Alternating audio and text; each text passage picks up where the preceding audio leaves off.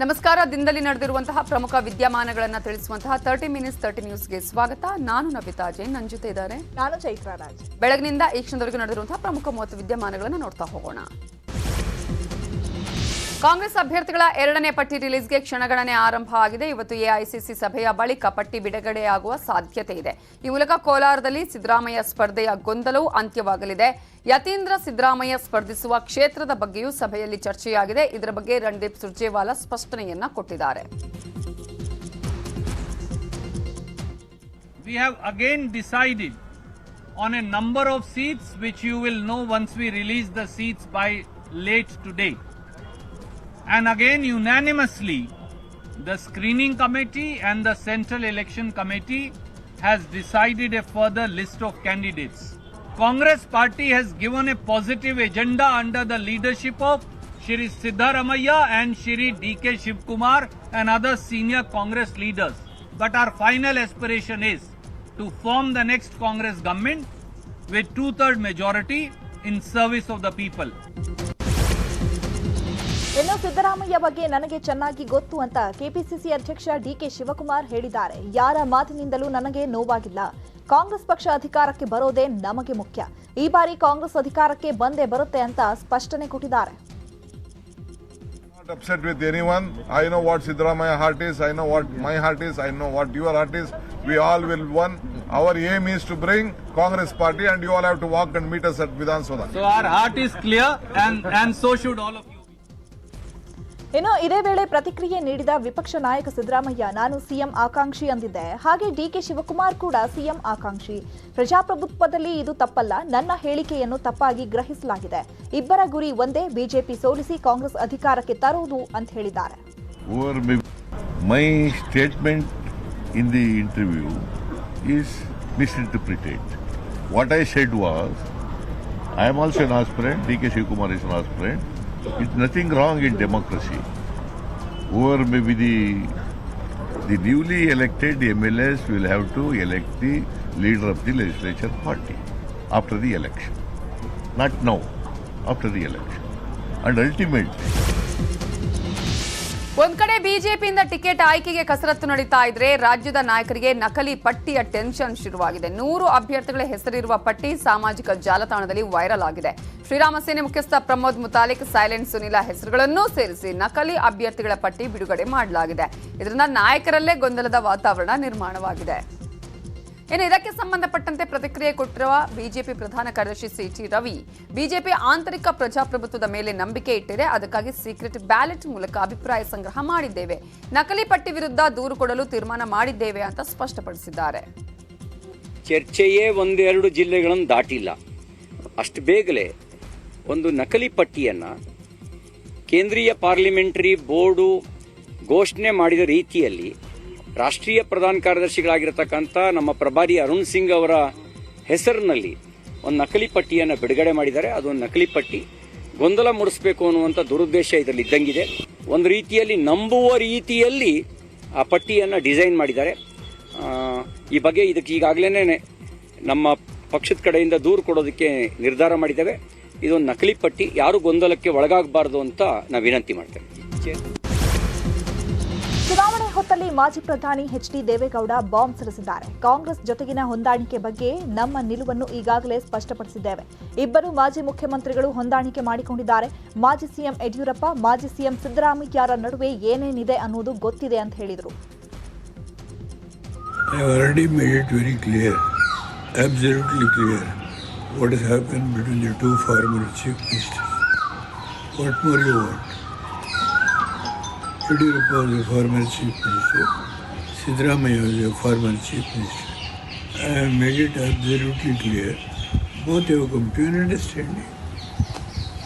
It is these two national parties, whether they have given their consent for this type of understanding between the two former chief ministers or the two national parties.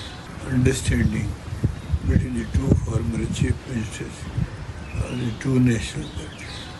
It is up to them to react, not ಇನ್ನು ಹಾಸನದ ಬಗ್ಗೆ ಮಾತನಾಡಿದ ದೇವೇಗೌಡರು ಎರಡೂ ರಾಷ್ಟ್ರೀಯ ಪಕ್ಷಗಳ ಜೊತೆ ಹೋಗಲು ಇಷ್ಟವಿಲ್ಲ, ನನಗೆ ಬಿಜೆಪಿ ಜೊತೆಗಾಗ್ಲಿ ಕಾಂಗ್ರೆಸ್ ಜೊತೆಯಾಗ್ಲಿ ಹೊಂದಾಣಿಕೆ ಮಾಡಿಕೊಳ್ಳಲು ಇಷ್ಟವಿಲ್ಲ ಅಂತ ದೇವೇಗೌಡರು ಹೇಳಿದ್ದಾರೆ. You don't worry about it. It's my home district. I will take it. No, I am not interested in the unity of the JDS, Congress or JDS. Karnataka ವಿಧಾನಸಭೆ ಚುನಾವಣೆ ಹಿನ್ನೆಲೆಯಲ್ಲಿ ಟಿಕೆಟ್ ಹಂಚಿಕೆ ಬಗ್ಗೆ ಕಳೆದ 2-3 ದಿನಗಳಿಂದ ಬಿಜೆಪಿಯಲ್ಲಿ ಕಸರತ್ತು ನಡೆದಿದ್ದು 2 ದಿನದ ಸಭೆ ಅಂತ್ಯವಾಗಿದೆ.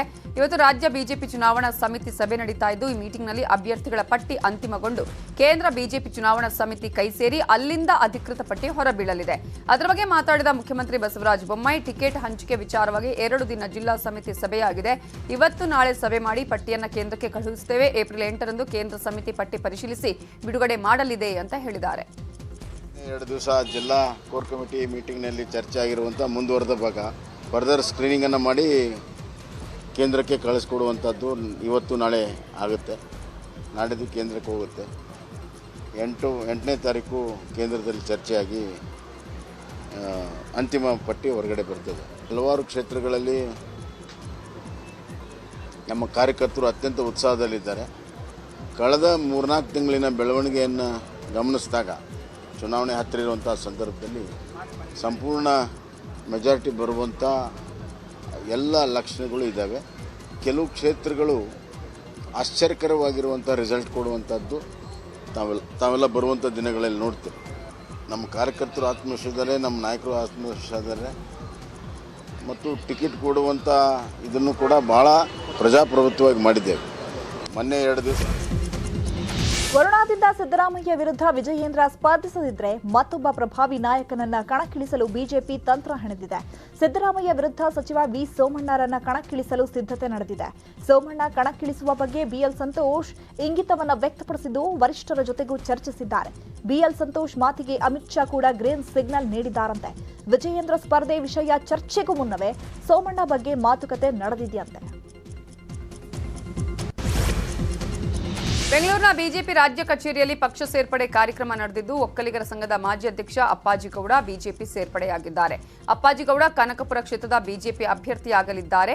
ಹಗರಿಬೊಮ್ಮನಹಳ್ಳಿ ಕಾಂಗ್ರೆಸ್ ಮುಖಂಡ ಕೃಷ್ಣ ನಾಯಕ್, ಹೂವಿನಹಡಗಲಿ ಬ್ಲಾಕ್ ಕಾಂಗ್ರೆಸ್ ಅಧ್ಯಕ್ಷ ಪರಮೇಶ್ವರಪ್ಪ ಮತ್ತು ವಾಲ್ಮೀಕಿ ಸಮುದಾಯದ ಮುಖಂಡ ಕೋಟೆಪ್ಪ ಕೂಡ ಬಿಜೆಪಿ ಸೇರಿದ್ದಾರೆ. ಜನಗಳಿಗೆ ನಾನು ಒಕ್ಕಲಿಗರ ಸಂಘಕ್ಕೆ ಚುನಾವಣೆಗೆ ನಿಲ್ತಿದ್ನಲ್ಲ, ಒಕ್ಕಲಿಗರ ಸಂಘದಲ್ಲಿ ಕನಕಪುರ ಕ್ಷೇತ್ರದಿಂದ ಕೂಡ ಮತದಾರರಿದ್ದಾರೆ. ಈ ಕನಕಪುರಕ್ಕೂ ನನಗೂ ಬಹಳಷ್ಟು ನೆಂಟು. ನಮ್ಮ ತಾಯಿ ಊರೇ ಬಸವನಹಳ್ಳಿ. ಜೊತೆಗೆ ಕನಕಪುರದ ಜನತೆಗೆ ನಾನು ಸುಮಾರು 40 ವರ್ಷಗಳಿಂದ ನೇತ್ರ ತಜ್ಞ ಕೆಲಸ ಮಾಡಿದ್ದೇನೆ. ಜನತೆ ಪ್ರತಿ ಸಾರಿನೂ ಒಂದೇ ರೀತಿಯಾಗಿರಲ್ಲ. ಈಗ ಹೇಗೆ ಕಾಲ ಬದಲಾವಣೆ ಆದಾಗೆ ಹೊಸ ಆಗುತ್ತೋ ಅದೇ ರೀತಿಯಲ್ಲಿ ಕನಕಪುರದ ಜನತೆ ಕೂಡ ಹೊಸ ನಿರ್ಧಾರವನ್ನು ತೆಗೆದುಕೊಳ್ತಾರೆ ಅಂತ ಹೇಳಿ ನನಗೆ ಭರವಸೆ. ಯಾವುದೇ ಕಾರಣಕ್ಕೂ ವಿಧಾನಸಭಾ ಚುನಾವಣೆ ಹತ್ತಿರವಾಗ್ತಿದ್ದಂತೆ ಕುಮಾರಸ್ವಾಮಿ ನಾನೇ ಕಿಂಗ್ ಎಂದಿದ್ದಾರೆ. ವಿರೋಧ ಪಕ್ಷದ ನಾಯಕ ಸಿದ್ದರಾಮಯ್ಯ ಮತ್ತೆ ಸಿಎಂ ಆಗೋ ಬಯಕೆಗೂ ಎಚ್ಡಿಕೆ ತಿರುಗೇಟು ಕೊಟ್ಟಿದ್ದಾರೆ. ಬೆಂಗಳೂರಲ್ಲಿ ಮಾತನಾಡಿದ ಅವರು, ನಾನು ಕಿಂಗ್ ಆಗೋದನ್ನ ಯಾರಿಂದಲೂ ತಪ್ಪಿಸೋಕೆ ಸಾಧ್ಯ ಇಲ್ಲ. ಈ ಬಾರಿ ಜೆಡಿಎಸ್ 100ರಿಂದ 120 ಸೀಟ್ ಗೆಲ್ಲಲಿದೆ. ಕಾಂಗ್ರೆಸ್ ಬಿಜೆಪಿ ಎರಡೂ ಕೂಡ 60ರಿಂದ 70 ಸೀಟ್ ದಾಟಲ್ಲ ಅಂತ ಹೇಳಿದ್ರು. ಕಿಂಗ್ ಮೇಕರ್ ಎಲ್ಲ 100 ಕೋಟೆ ದೊಡ್ಡದಿದೆ. ಕಾಂಗ್ರೆಸ್ನಲ್ಲಿ ಮುಖ್ಯಮಂತ್ರಿಗಳದ್ದು ಕೋಟೆ ದೊಡ್ಡದಿದೆ ಕಾಂಗ್ರೆಸ್ನಲ್ಲಿ. ಅದರಿಂದ ಅವ್ರ ಪಕ್ಷದ ತೀರ್ಮಾನ ಅದು. ನಾವೇನು ಮಾತಾಡೋದ್ರಲ್ಲಿ ಅರ್ಥ ಇಲ್ಲ. ಆದ್ರೆ ನಂಬರ್ಸ್ ಬೇಕಲ್ಲ, ನಂಬರ್ಸ್ ಬಂದ ಮೇಲೆ ತಾನೇ ಅವೆಲ್ಲ ಪ್ರಶ್ನೆ ಬರೋದು. ಆಗ ಚರ್ಚೆ ಮಾಡೋಣ ಬನ್ನಿ. ಯಾವ ಕಾರಣಕ್ಕೂ ಬರಲ್ಲ. ಬಿಜೆಪಿ ಕಾಂಗ್ರೆಸ್ ಎರಡೂ 60-70 ಮೇಲೆ ಕ್ರಾಸೇ ಆಗಲ್ಲ ಬನ್ನಿ. ಕಿಂಗ್ ಮೇಕರ್ ಎಲ್ಲ 100, 120, 115 ಸೀಟ್ ನಾನು ಕ್ರಾಸ್ ಬಂದ್ರೆ ಕಿಂಗ್ ಆಗ್ತಾರೆ ಸರ್. ಈ ವರ್ಷ ಕಿಂಗ್ ಆಗಿದ್ರೆ ಯಾರು? ದಾವಣಗೆರೆ ಜಿಲ್ಲೆ ಚನ್ನಗಿರಿಯ ಬಿಜೆಪಿಯಲ್ಲಿ ಮಾಡಾಳು ವಿರೂಪಾಕ್ಷಪ್ಪ ಪುತ್ರ ಮಾಡಾಳು ಮಲ್ಲಿಕಾರ್ಜುನ್ ಕಣ್ಣೀರು ಹಾಕಿದ್ದಾರೆ. ನಾವು ಯಾರಿಗೂ ಏನು ಮಾಡಿಲ್ಲ, ಆದ್ರೂ ನಮ್ಮ ಕುಟುಂಬಕ್ಕೆ ಯಾಕಿಷ್ಟು ತೊಂದರೆ ಕೊಡ್ತಿದ್ದಾರೋ ಗೊತ್ತಿಲ್ಲ. ಚನ್ನಗಿರಿ ಕ್ಷೇತ್ರದ ಜನರನ್ನ ನೀವು ಕೈ ಬಿಡಬೇಡ ಅಂತ ಅಮ್ಮ ಹೇಳಿದ್ದಾರೆ ಅನ್ನುತ್ತಾ ಕಣ್ಣೀರು ಹಾಕಿದ್ದಾರೆ. ಅದೇ ರೀತಿ ನಾವು ಪಾಸಿಟಿವ್ವಾಗಿ ಮನೆಗೆ ಬಂದ ತಕ್ಷಣ ನಮ್ಮ ತಾಯಿಯವರು ಹೇಳಿದ್ದು ಒಂದೇ ಮಾತು, ನಿನ್ ಜೀವ ಹೋದ್ರು ಜನಗಳು ಬಿಡಬೇಡ ಅಂತ.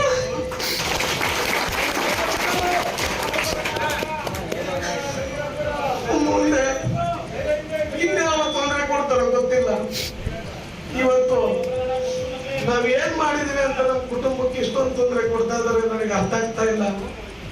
ಇದನ್ನ ಪಕ್ಷ ರಕ್ಷಣೆ ಮಾಡ್ತದೆ ಅಂತ ನಾನಾದ್ರೂ ಅನ್ಕೊಂಡಿದ್ದೀನಿ. ಮುಂದಿನ ದಿನಗಳಲ್ಲಿ ಏನೇ ಆದ್ರೂ ನಾವು ಇಲ್ಲೇ ಹುಟ್ಟಿ, ನಾನು ಮೊದಲಿಂದ ಹೇಳ್ತಾ ಇದ್ದೆ, ಇಲ್ಲೇ ಹುಟ್ಟಿ ಇಲ್ಲೇ ಸಾಯೋದು ಅಂತ. ಯಾರೂ ಧೃತಿಗೆಡ ಅವಶ್ಯಕತೆ ಇಲ್ಲ. ಆದ್ರೆ ಇದು ವ್ಯವಸ್ಥಿತ ಪಿತೂರಿ ಅಂತ ನೋಡದೆ. ರಾಜಕೀಯ ನಿವೃತ್ತಿ ಪಡೆದಿರೋ ಬಿಜೆಪಿ ಶಾಸಕ ಹಾಲಾಡಿ ಶ್ರೀನಿವಾಸ್ ಶೆಟ್ಟಿ ನ್ಯೂಸ್ 18 ಜೊತೆ ಎಕ್ಸ್ಕ್ಲೂಸಿವ್ ಆಗಿ ಮಾತನಾಡಿದ್ದಾರೆ. ನಾನು ದುಡುಕಿನ ನಿರ್ಧಾರ ತೆಗೆದುಕೊಂಡಿಲ್ಲ, ಜಾಗೃತ ಮನಸ್ಸಿನಿಂದಲೇ ಈ ನಿರ್ಧಾರ ತೆಗೆದುಕೊಂಡಿದ್ದೇನೆ. ನಾನು ಬರುವಾಗ ಏನೂ ತಂದಿಲ್ಲ, ಹೋಗುವಾಗ ಏನೂ ಕೊಂಡೊಯ್ಯಲ್ಲ. ಶಾಸಕನಲ್ಲದಿದ್ರೂ ಜನರ ಜೊತೆ ಇರ್ತೇನೆ ಅಂತ ಹೇಳಿದರು. ನನಗೆ ಕುಂದಾಪುರದ ಜನ ಜಾತಿ ಭೇದ ಮರೆತು ಸೇವೆ ಮಾಡಲಿಕ್ಕೆ 5 ಬಾರಿ ಅವಕಾಶವನ್ನು ಕೊಟ್ಟಿದ್ದಾರೆ. ಆ ಅವಕಾಶಗಳನ್ನು ಸಾಮಾಜಿಕ ನ್ಯಾಯದ ಪ್ರಕಾರ ನನ್ನ ಶಕ್ತಿ ಮೀರಿ ಮಾಡಿದ್ದೇನೆ. ನಾನೊಬ್ಬ ಚಿಂತಕನಾಗಿ ದೃಢ ಮನಸ್ಸಿಂದ ಇಟ್ಟಂಥ ಹೆಜ್ಜೆಗಳನ್ನು ಹಿಂದಿಡುವಂಥದ್ದು ಒಂದು ಗೌರವದ ಲಕ್ಷಣ ಅಲ್ಲ. ನನ್ನ ನಿರ್ಧಾರ ಅಚಲ, ಸ್ಥಿರವಾದ ನಿರ್ಧಾರ. ಯಾರೋ ಒಬ್ಬ, ನಾನು ಜೂಜಿಗಾರಲ್ಲ, ನನ್ನ ಜೀವನದಲ್ಲಿ ಜೂಜು ಕಟ್ಟಿಲ್ಲ. ಜೂಜು ಕಟ್ಟುವಾಗ ಗೆಲ್ಲಬೇಕಂತ ಜೂಜು ಕಟ್ತಾರ, ಸೋಲ್ಬೇಕಂತ ಜೂಜು ಕಟ್ತಾರ. ನನ್ನ ಜೀವನದಲ್ಲಿ ಜೂಜು ಕಟ್ಟಿದವಲ್ಲ, ನಾನು ಬೆಟ್ಟಿಂಗ್ ಕಟ್ಟಿದವಲ್ಲ. ನಾನು ಬೆಂಬಲಿಸಿದವರು ಗೆಲ್ಲಬೇಕಂತೇಳಿ ಹೋರಾಟ ಮಾಡೋದು ಹೊರತು ಮತ್ತೆ ಅದು ಧರ್ಮ ನ್ಯಾಯ. ಕಾಂಗ್ರೆಸ್ ಶಾಸಕ ಅಜಯ್ ಸಿಂಗ್ ಭಾಷಣಕ್ಕೆ ಚುನಾವಣಾ ಅಧಿಕಾರಿಗಳು ಬ್ರೇಕ್ ಹಾಕಿದ್ದಾರೆ. ಜೇವರ್ಗಿ ಮುಸ್ಲಿಂ ಸೌಹಾರ್ದ ವೇದಿಕೆಯಿಂದ ಸಮಾವೇಶ ಆಯೋಜಿಸಲಾಗಿತ್ತು. ಸಮಾವೇಶದಲ್ಲಿ ಅಜಯ್ ಸಿಂಗ್ ಭಾಷಣ ಮಾಡಲು ಮುಂದಾಗಿದ್ದರು. ಆಗ ಸ್ಥಳದಲ್ಲಿದ್ದ ಚುನಾವಣಾ ಅಧಿಕಾರಿಗಳು ಶಾಸಕರ ಭಾಷಣಕ್ಕೆ ಬ್ರೇಕ್ ಹಾಕಿದ್ರು. ಮರು ಮಾತನಾಡದೆ ಅಜಯ್ ಸಿಂಗ್ ಭಾಷಣ ನಿಲ್ಲಿಸಿದರು.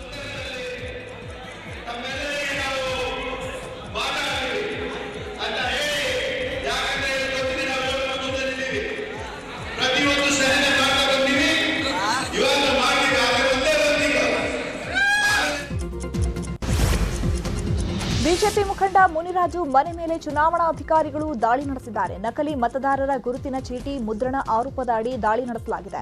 ಒಂದು ವೇಳೆ ಒಂದು ಪ್ರಿಂಟರ್ ಸೇರಿ ಮಹತ್ವದ ದಾಖಲೆ ವಶಪಡಿಸಿಕೊಳ್ಳಲಾಗಿದೆ. ಸದ್ಯ ನಕಲಿ ಗುರುತಿನ ಚೀಟಿಗಳು ಪತ್ತೆಯಾಗಿಲ್ಲ. ಇನ್ನು 2500 ಸೀರೆಗಳು ಸೇರಿದಂತೆ 1000 ಫಾರಂ 6 ಮತ್ತು ಫಾರಂ 8 ಅಂದ್ರೆ ಫಾರಂ 6 ಮತ್ತೆ ಫಾರಂ 8 ದಾಖಲೆಗಳು ವಶಪಡಿಸಿಕೊಳ್ಳಲಾಗಿದೆ. ಸದ್ಯ ಪೊಲೀಸರಿಂದ ಪರಿಶೀಲನೆ ಮುಂದುವರೆದಿದೆ.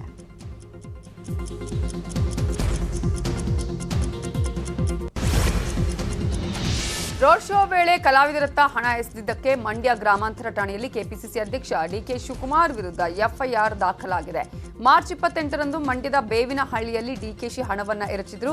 ಚುನಾವಣಾ ಅಧಿಕಾರಿಗಳು ಜೆಎಂಎಫ್ಸಿ ಕೋರ್ಟ್ನಲ್ಲಿ ದೂರನ್ನ ದಾಖಲಿಸಿದ್ರು. ಬಳಿಕ ಮಂಡ್ಯ ಗ್ರಾಮಾಂತರ ಠಾಣೆಯಲ್ಲಿ ಕೇವಲ ಎನ್ಸಿಆರ್ ದಾಖಲಾಗಿತ್ತು. ಎನ್ಸಿಆರ್ ಬಳಿಕ ಪ್ರಕರಣದ ತನಿಖೆ ನಡೆಸುವಂತೆ ನ್ಯಾಯಾಲಯ ಆದೇಶ ಕೊಟ್ಟಿದ್ದು, ನ್ಯಾಯಾಲಯದ ಆದೇಶದಂತೆ ನಿನ್ನೆ ಡಿಕೆಶಿ ವಿರುದ್ಧ ಎಫ್ಐಆರ್ ದಾಖಲಾಗಿದೆ. ಬೆಂಗಳೂರಿನ ಹಲಸೂರು ಠಾಣೆ ಪೊಲೀಸರು ಭರ್ಜರಿ ಕಾರ್ಯಾಚರಣೆ ನಡೆಸಿ ಮತದಾರರಿಗೆ ಹಂಚಲು ತಂದಿದ್ದ 1,47,00,000 ಮೌಲ್ಯದ ಚಿನ್ನ ಲೇಪಿತ ಆಭರಣಗಳನ್ನು ಜಪ್ತಿ ಮಾಡಿದ್ದಾರೆ. ಪಂಕಜ್ ಗೌಡ, ಭಗವಾನ್ ಸಿಂಗ್, ವಡಿವೇಲು ಎಂಬ ಮೂವರನ್ನ ವಶಕ್ಕೆ ಪಡೆದಿದ್ದಾರೆ. ಸಿವಿ ರಾಮನ್ ನಗರದಲ್ಲಿ ಹಂಚಲು ತಂದಿದ್ದ ಚಿನ್ನ ಲೇಪಿತ ಸರ, ಉಂಗುರ, ಕಿವಿಯೋಲೆ, ಬ್ರೆಸ್ಲೆಟ್, ಬಳೆಗಳು ಸೇರಿದಂತೆ 2 ಕೆಜಿಗೂ ಅಧಿಕ ತೂಕದ ಚಿನ್ನ ಲೇಪಿತ ಆಭರಣಗಳನ್ನು ಜಪ್ತಿ ಮಾಡಲಾಗಿದೆ. ಮತದಾರರನ್ನ ಸೆಳೆಯಲು ಕಾಂಗ್ರೆಸ್ ನಾಯಕರು ಹಂಚಿದ್ದ ಕುಕ್ಕರ್ ಸ್ಫೋಟಗೊಂಡಿದೆ. ಚಿಕ್ಕಮಗಳೂರು ಜಿಲ್ಲೆ ಕೊಪ್ಪ ತಾಲೂಕಿನ ಶಾನುವಳ್ಳಿಯ ದೇವರಾಜ್ ಅನ್ನುವರ ಮನೆಯಲ್ಲಿ ತರಕಾರಿ ಬೇಯಿಸೋದಕ್ಕೆ ಇಟ್ಟಿದಾಗ ಕುಕ್ಕರೇ ಸ್ಫೋಟಗೊಂಡಿದೆ. ತಾಯಿ ಮಗು ಹೊರಗಡೆ ಇದ್ದಿದ್ದರಿಂದ ಭಾರಿ ಅನಾಹುತ ತಪ್ಪಿದೆ. ಶೃಂಗೇರಿ ಶಾಸಕ ಟಿಡಿ ರಾಜೇಗೌಡ ವಿರುದ್ಧ ಕುಕ್ಕರ್ ಹಂಚಿದ ಆರೋಪ ಕೇಳಿ ಬಂದಿದ್ದು, ಕಳಪೆ ಕುಕ್ಕರ್ ಕೊಟ್ಟು ಜನರ ಜೀವದ ಜೊತೆ ಚೆಲ್ಲಾಟ ಆಡ್ತಿದ್ದಾರೆ ಅಂತ ಜನ ಕಿಡಿಕಾರಿದ್ದಾರೆ. ಚಾಮರಾಜನಗರ ಕಾಂಗ್ರೆಸ್ ಶಾಸಕ ಪುಟ್ಟರಂಗ ಶೆಟ್ಟಿಗೆ ಗ್ರಾಮಸ್ಥರು ಮುತ್ತಿಗೆ ಹಾಕಿದ್ದಾರೆ. ಶಿವಪುರದಲ್ಲಿ ನಿನ್ನೆ ಶಾಸಕರು ಪ್ರಚಾರ ಮಾಡಲು ತೆರಳಿದ್ರು. ಆಗ ಜನರು ಮುತ್ತಿಗೆ ಹಾಕಿದ್ದು, ಹಬ್ಬದ ದಿನ ವಿದ್ಯುತ್ ಕಟ್ ಮಾಡಿದಾಗ ಸಮಸ್ಯೆಗೆ ಶಾಸಕರು ಸ್ಪಂದಿಸಲಿಲ್ಲ. ಕತ್ತಲಲ್ಲೇ ಹಬ್ಬ ಮಾಡಬೇಕಾಯಿತು. ಫೋನ್ ಮಾಡಿದ್ರೂ ಶಾಸಕರು ಸ್ಪಂದಿಸಲಿಲ್ಲ. ಊರಲ್ಲಿ ಒಂದು ಸಮುದಾಯ ಭವನ ಕಟ್ಟಿಸಿಲ್ಲ ಅಂತ ಆಕ್ರೋಶವನ್ನ ವ್ಯಕ್ತಪಡಿಸಿದ್ದಾರೆ.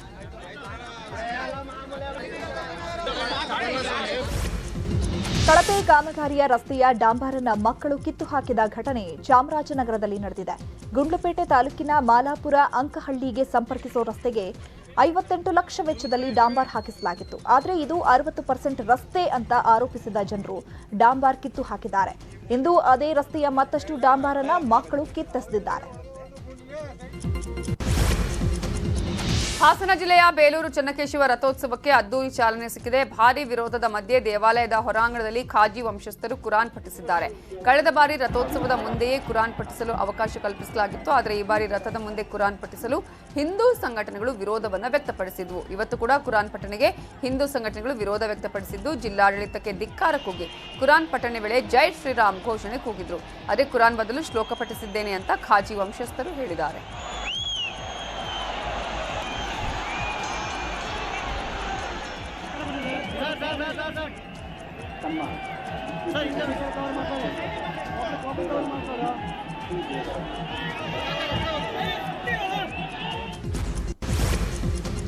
ರಾಯಚೂರಲ್ಲಿ ಅಬಕಾರಿ ಅಧಿಕಾರಿಗಳು ದಾಳಿ ನಡೆಸಿ ಲಕ್ಷಾಂತರ ರೂಪಾಯಿ ಮೌಲ್ಯದ ಅಕ್ರಮ ಮದ್ಯ ಮತ್ತು ಹೊಂಡಾ ಆಕ್ಟಿವಾ ವಾಹನವನ್ನ ಜಪ್ತಿ ಮಾಡಲಾಗಿದೆ.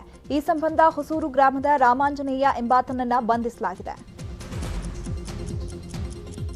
ಅವನು ಕಡಗಂ ದೊಡ್ಡಿ ಮತ್ತು ಎಲ್ಕೆ ದೊಡ್ಡಿಲಿ ಲಿಂಕ್ ಕೊಟ್ಟ. ಆ ಲಿಂಕ್ ಮೇಲೆ ನಾವು ಕಡಗಂ ದೊಡ್ಡಿ ಮತ್ತು ಎಲ್ಕೆ ದೊಡ್ಡಿ ಗ್ರಾಮಗಳಲ್ಲಿ ನಮ್ಮವರು ರೇಡ್ ಮಾಡಿದಾಗ ಬೇರೆ ಬೇರೆ ಪ್ರತ್ಯೇಕವಾಗಿ 4 ಪ್ರಕರಣಗಳನ್ನ ದಾಖಲಾತಿ ಮಾಡಿದ್ದಾರೆ.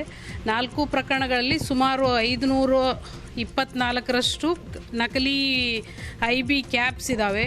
ಆಮೇಲೆ 298 ಖಾಲಿ ಬಾಟಲ್ಗಳಿದ್ದಾವೆ. ಸುಮಾರು ಒಂದು 5 ರಿಂದ 10 ಬಾಕ್ಸ್ ಲಿಕ್ಕರ್ ಇದೆ. ಇದನ್ನು ಸೀಸ್ ಮಾಡಿ ಒಟ್ಟಾರೆಯಾಗಿ 1,50,000 ಮಧ್ಯದ ಅಬಕಾರಿ ವಸ್ತುಗಳನ್ನ ಜಪ್ತು ಮಾಡಿಕೊಂಡು ಪ್ರತ್ಯೇಕವಾಗಿ 4 ಪ್ರಕರಣಗಳು. ಇನ್ನುಳಿದ ಪ್ರಮುಖ 10 ಸುದ್ದಿ ನೋಡೋಣ ಬ್ರೇಕ್ ಆದ್ಮೇಲೆ.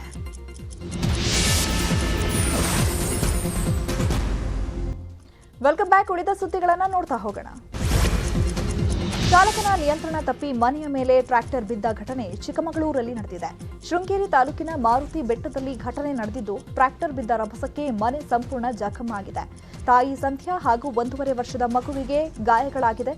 ಇಬ್ಬರನ್ನು ಶೃಂಗೇರಿ ಖಾಸಗಿ ಆಸ್ಪತ್ರೆಗೆ ದಾಖಲಿಸಲಾಗಿದೆ. ಚಾಮರಾಜನಗರ ಜಿಲ್ಲೆಯ ಗುಂಡ್ಲುಪೇಟೆ ಭಾಗದಲ್ಲಿ ಉತ್ತಮ ಮಳೆಯಾಗಿದೆ. ಅದರಿಂದ ರೈತರು ಹತ್ತಿ ಬಿತ್ತನೆ ಬೀಜಕ್ಕಾಗಿ ಕಿಲೋಮೀಟರ್ ಗಟ್ಟಲೆ ಸಾಲುಗಟ್ಟಿ ನಿಂತಿದ್ದಾರೆ. ಕೃಷಿ ಇಲಾಖೆಯ ರೈತ ಸಂಪರ್ಕ ಕೇಂದ್ರಗಳಲ್ಲಿ ಹತ್ತಿ ಬೀಜ ಸಿಗ್ತಾ ಇಲ್ಲ. ಅದರಿಂದ ರೈತರು ಖಾಸಗಿ ಅಂಗಡಿಗಳ ಮೊರೆ ಹೋಗಿದ್ದಾರೆ. ಖಾಸಗಿ ಅಂಗಡಿಗಳ ಮುಂದೆ ರೈತರ ಉದ್ದನೆಯ ಸರತಿ ಸಾಲು ಕಾಣಿಸುತ್ತಿದೆ. ರೈಲ್ವೆ ಹಳಿಗೆ ಮರ ಬಿದ್ದದ್ದನ್ನ ಕಂಡ ವೃದ್ಧೆಯೊಬ್ಬರು ಅನಾಹುತ ತಪ್ಪಿಸಿದ್ದಾರೆ. ರೈಲು ಅವಘಡ ತಪ್ಪಿಸಲು ಕೈಯಲ್ಲಿ ಕೆಂಪು ವಸ್ತ್ರ ಹಿಡಿದು ರೈಲಿನ ಮುಂದೆ ಸಾಹಸ ತೋರಿದ್ದಾರೆ. ಮಂಗಳೂರು ಹೊರವಲಯದ ಪಚ್ಚನಾಡಿ ಸಮೀಪದ ಮಂತಾರ ಬಳಿ ಈ ಘಟನೆ ನಡೆದಿದೆ. ರೈಲು ಹಳಿಗೆ ಮರ ಬಿದ್ದಿರೋದನ್ನ 70 ವರ್ಷ ವಯಸ್ಸಿನ ಚಂದ್ರಾವತಿ ಗಮನಿಸಿದ್ರು. ಅದೇ ವೇಳೆ ಮಂಗಳೂರು ಮುಂಬೈ ಮತ್ಸ್ಯಗಂಧ ರೈಲು ಬರ್ತಾ ಇತ್ತು. ತಕ್ಷಣ ಎಚ್ಚೆತ್ತ ಚಂದ್ರಾವತಿ ತಕ್ಷಣ ಮನೆಗೆ ಓಡಿ ಹೋಗಿ ಕೆಂಪು ಬಟ್ಟೆ ತಂದು ರೈಲು ನಿಲ್ಲಿಸುವಲ್ಲಿ ಯಶಸ್ವಿಯಾಗಿದ್ದಾರೆ. ಕೇರಳದ ಕೋಝಿಕೋಡ್ನಲ್ಲಿ ರೈಲಿನ ಬೋಗಿಗೆ ಬೆಂಕಿ ಹಚ್ಚಿ 3 ಸಾವಿಗೆ ಕಾರಣನಾದ ಆರೋಪಿಯನ್ನ ಕೊನೆಗೂ ಬಂಧಿಸಲಾಗಿದೆ. ನೋಯ್ಡಾದ ಶಾರುಖ್ ಸೈಫಿ ಅನ್ನುವಾತ ಆಲಪ್ಪುರ ಕಣ್ಣೂರು ಎಕ್ಸ್ಪ್ರೆಸ್ ರೈಲಿನಲ್ಲಿ ಪ್ರಯಾಣಿಸಿದ್ದ. ಭಾನುವಾರ ರಾತ್ರಿ ಸಹ ಪ್ರಯಾಣಿಕರ ಮೇಲೆ ಪೆಟ್ರೋಲ್ ಸುರಿದು ಬೆಂಕಿ ಹಚ್ಚಿ ಬೋಗಿಯಿಂದ ನೆಗೆದು ಪರಾರಿಯಾಗಿದ್ದ. ಸದ್ಯ ಆರೋಪಿ ಶಾರುಖ್ನನ್ನ ಬುಲಂದ್ ಶಹರ್ನಲ್ಲಿ ಬಂಧಿಸಲಾಗಿದೆ. ಸಾಮಾನ್ಯವಾಗಿ ಸಫಾರಿಗೆ ಹೋಗುವವರಿಗೆ ಹುಲಿ, ಆನೆ, ಸಿಂಹ ಸೇರಿದಂತೆ ಕಾಡು ಪ್ರಾಣಿಗಳನ್ನು ಹತ್ತಿರದಿಂದ ನೋಡುವ ಚಾನ್ಸ್ ಸಿಗುತ್ತೆ.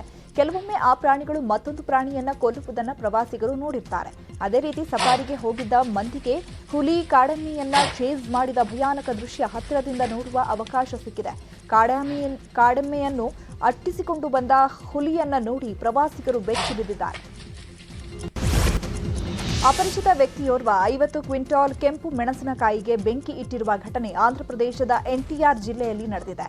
ಘಟನೆಗೆ ಕಾರಣ ತಿಳಿದು ಬಂದಿಲ್ಲ. ಮಹಾರಾಷ್ಟ್ರದ ನಾಗಪುರದಲ್ಲಿ ಚಲಿಸುತ್ತಿದ್ದ ಬಸ್ನಲ್ಲಿ ಬೆಂಕಿ ಕಾಣಿಸಿಕೊಂಡಿದ್ದು, ಬಸ್ ಧಗಧಗನೆ ಹೊತ್ತು ಸುಟ್ಟು ಭಸ್ಮವಾಗಿದೆ. ಬಸ್ ನಾಗಪುರದಿಂದ ಅಮರಾವತಿಗೆ ಹೋಗ್ತಾ ಇತ್ತು. ಬಸ್ನಲ್ಲಿ 16 ಪ್ರಯಾಣಿಕರು ಪ್ರಯಾಣ ಮಾಡ್ತಾ ಇದ್ರು. ಬಾಂಗ್ಲಾದೇಶ ರಾಜಧಾನಿ ಢಾಕಾದಲ್ಲಿರುವ ಬಂಗಾ ಬಜಾರ್ ಬಟ್ಟೆ ಮಾರುಕಟ್ಟೆಯಲ್ಲಿ ಅಗ್ನಿ ಅವಘಡ ಸಂಭವಿಸಿದೆ. ಬೆಂಕಿಯ ಕೆನ್ನಾಲಿಗೆಗೆ ಮುಗಿಲೆತ್ತರಕ್ಕೆ ವ್ಯಾಪಿಸಿತ್ತು. ಘಟನೆಯಲ್ಲಿ ಯಾವುದೇ ಸಾವು ನೋವಿನ ವರದಿಯಾಗಿಲ್ಲ. ಚಿನ್ನ ಕದ್ದು ಶೋಕಿ ಮಾಡ್ತಾ ಇದ್ದ ಸೋಷಿಯಲ್ ಮೀಡಿಯಾ ಸ್ಟಾರ್ನನ್ನ ಬೆಂಗಳೂರಿನ ಅಮೃತಹಳ್ಳಿ ಪೊಲೀಸರು ಅರೆಸ್ಟ್ ಮಾಡಿದ್ದಾರೆ. ಮುಂಬೈ ಮೂಲದ social media star Salim alias Sahil 1 ವರ್ಷದ ಹಿಂದೆ 3.5 ಕೆಜಿಗೂ ಅಧಿಕ ಚಿನ್ನದ ಜೊತೆ ಬಸವನಗುಡಿ ಪೊಲೀಸರ ಕೈಗೆ ಸಿಕ್ಕಿಬಿದ್ದಿದ್ದ. ಇದಾಗಿತ್ತು ಈ ಹೊತ್ತಿನ 30 ನಿಮಿಷ 30 ಸುದ್ದಿ. ನೋಡ್ತಾ ಇರಿ ನ್ಯೂಸ್ 18. ಜಾಲ ನಮ್ಮದು, ಬಲ ನಿಮ್ಮದು.